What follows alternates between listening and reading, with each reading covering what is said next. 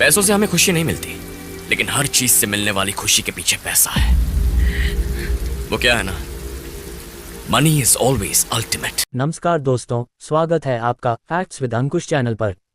दोस्तों, आपने अक्सर सुना होगा कि कोई नोट पुराना हो गया, फट गया या फिर सरकार ने नोट बंद कर दिया। लेकिन क्या आपने कभी सोचा है कि ऐसे पुराने नोटों का आखिर होता क्या है? आज के इस वीडियो में हम आपको बताएंगे कि आरबीआई यानी भारतीय रिजर्व बैंक इन पुराने और बेकार हो चुके नोटों के साथ क्या करता है। अब बात करते हैं कलेक्शन की। सबसे पहले समझते हैं कि पुराने नोट आते कहाँ से हैं। जब कोई नोट फट जाता है, घिस जाता है या इस्तेमाल के लायक नहीं रहता, तो लोग ऐसे नोट अपने बैंक में जमा कर देते हैं। बैंक उन नोटों को इकट्ठा करके आरबीआई के करेंसी चेस्ट में भेज देता है। करेंसी चेस्ट वो जगह होती है जहां लाखों करोड़ों नोट सुरक्षित रखे जाते हैं और वहीं से उनकी सॉर्टिंग और आगे की प्रक्रिया होती है। अब बात करते हैं सॉर्टिंग की। आरबीआई के पास खास मशीनें होती हैं जिन्हें सॉर्टिंग मशीन्स कहा जाता है। ये मशीनें नोट की असली या नकली पहचान करती हैं और साथ ही ये तय करती हैं कि नोट इस्तेमाल लायक है या नहीं। जो नोट अभी चल सकते हैं उन्हें वापस सर्कुलेशन में भेज दिया जाता है, लेकिन जो नोट फटे पुराना जाता है। अब बात करते हैं श्रेडिंग यानी कतरना। अब आते हैं असली प्रोसेस पर। जिन नोटों को सर्कुलेशन से हटा दिया गया है उन्हें मशीनों में डालकर छोटे छोटे टुकड़ों में काट दिया जाता है। इस प्रोसेस को कहते हैं श्रेडिंग। एक नोट को इतनी बारीकी से कटा जाता है कि उसे कोई इंसान कभी दोबारा जोड़ ही न सके। आपने कभी कचरे जैसी कतरन देखी होगी, बिल्कुल उसी तरह करेंसी नोट को कतर दिया जाता है। अब होता है ब्रिकेटिंग यानी ईंट जैसा बनाना।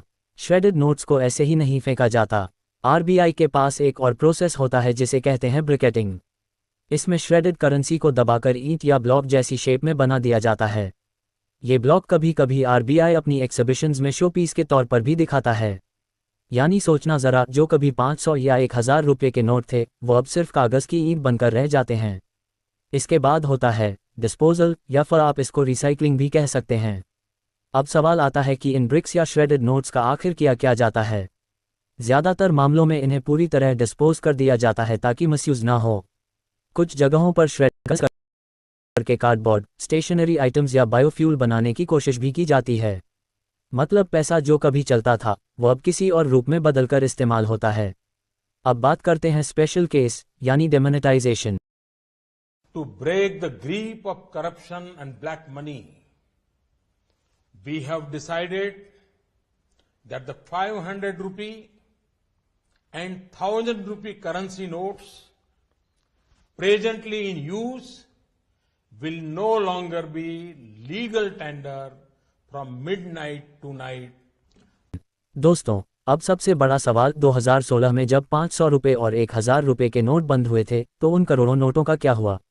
आरबीआई ने उन सभी नोटों को अलग अलग सिक्योर फैसिलिटीज में जमा किया। फिर सिस्टमैटिकली श्रेडिंग और ब्रिकेटिंग प्रोसेस से उन्हें नष्ट किया गया।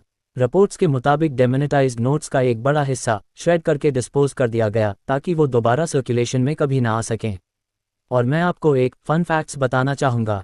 क्या आप जानते हैं कि आरबीआई हर साल अरबों रुपये के नोट्स नष्ट करता है? आरबीआई के डेटा के अनुसार हर साल करीब 10 से 15 अरब नोट सर्कुलेशन से हटाए जाते हैं और नए नोट छापने का खर्चा भी हजारों करोड़ रुपए होता है। तो दोस्तों, अगली बार जब आपके हाथ में कोई फटा या पुराना नोट आए तो याद रखिएगा कि वो एक दिन आरबीआई की मशीनों में श्रेड होकर सिर्फ कतरन बनकर रह जाएगा। पैसा जो कभी हमारी इकोनॉमी का हिस्सा था वो धीरे धीरे हिस्ट्री का हिस्सा बन जाता है। अगर आपको आज का ये वीडियो जानकारीपूर्ण लगा हो तो इसे लाइक और शेयर करना ना भूलें। और हाँ, ऐसे ही रेयर फैक्ट्स जानने के लिए हमारे चैनल फैक्ट्स विद अंकुश को सब्सक्राइब ज़रूर करें।